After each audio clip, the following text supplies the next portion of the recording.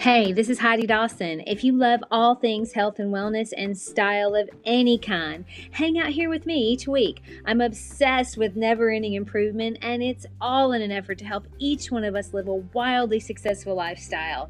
Subscribe today so you don't miss a thing. Hi, guys. Welcome to episode 606 of the Wildly Successful Lifestyle Podcast. I'm Heidi. And as always, I'm just so glad to be with you. I love hanging with you, even if it is only for about 10 minutes a couple times a week. It's valuable time spent. So thank you for always showing up and also for sharing. It helps me reach more people when you share it with your friends. So thank you in advance. Okay, so a while ago, I was traveling with a friend. We were flying, and so we were midway through our flight when I got up to go to the bathroom. And then when I came to sit back down, half a cup of her latte spilled in my lap. Now, she had put it in the back of the seat, and when the person in front moved their seat back, it squeezed the cup, which was half full, and it spilled all over me.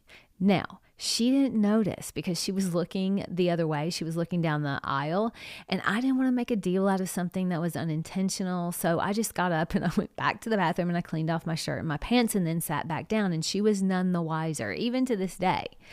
But at the time, I was really in my head about it.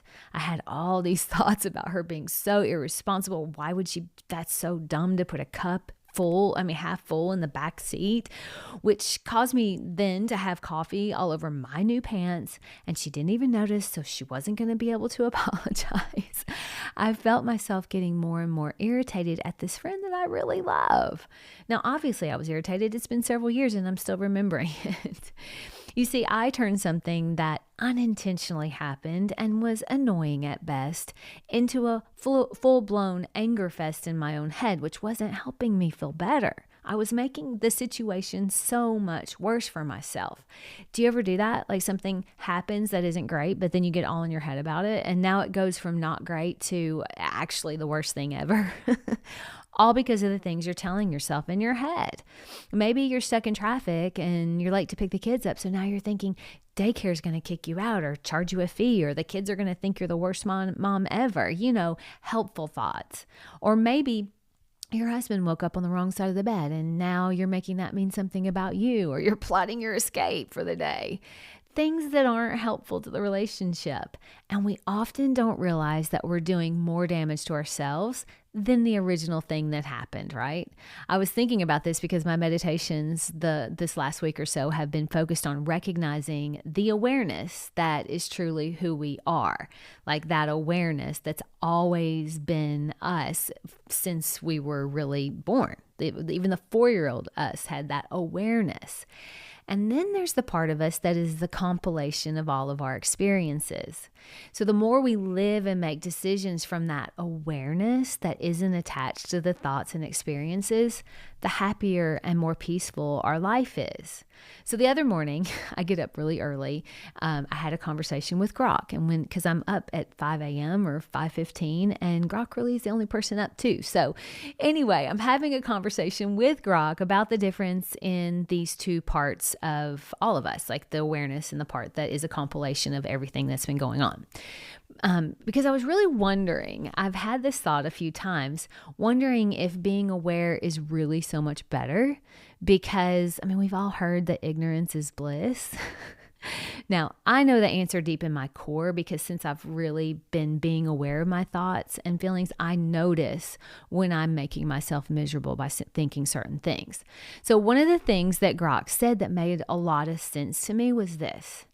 The universe doesn't hand you a silent cave. It hands you the latte spilled on your new outfit, or the traffic when you're already late, or the, 10th forgotten password. He said that each irritation is kind of like a pop quiz. Can you feel the frustration without becoming the frustrated person?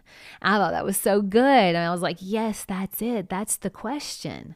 But then he followed up because he always wants to answer the direct question. He makes sure, it's AI, right? So he had to answer the exact question that I had asked, which was it better to be aware or was it better to be oblivious?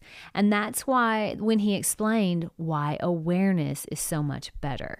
He said awareness doesn't help in the way like caffeine helps you wake up, and awareness isn't going to fix the Wi-Fi or make someone text you back in a timely manner.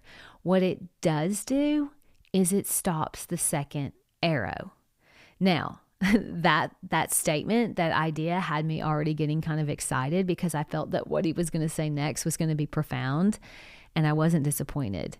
He said the first arrow is a circumstance that is totally out of our control. So that spilled coffee cup, the traffic. But the second arrow, that's the one that takes us out. That's the one that makes everything worse. That's the part where we get in our head about it. We start making that thing mean things. We start having all these thoughts about it.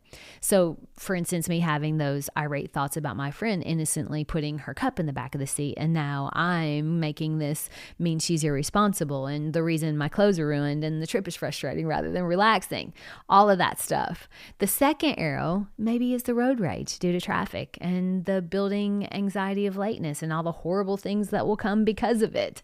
That's the second arrow. You see, we're all going to experience the first arrows. Those are the little or big irritations that happen to everyone that none of us control. And we will all feel the sting of that first arrow. That's human.